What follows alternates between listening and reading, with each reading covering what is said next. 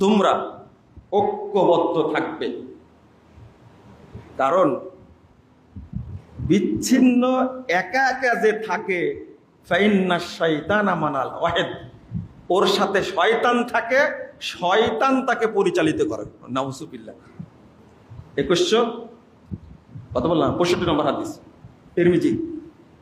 ফাইন্না শাইতানা মানাল ওয়াহিদ, যে জামাত থেকে বিচ্ছিন্ন হয়ে যায় তাকে পরিচালনা করে কে? শয়তান। এই কথাটা কি আমার?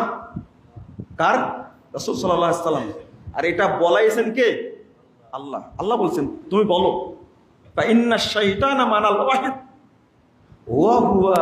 ওয়া হুয়া মিনাল ইসলাইন আবাদ।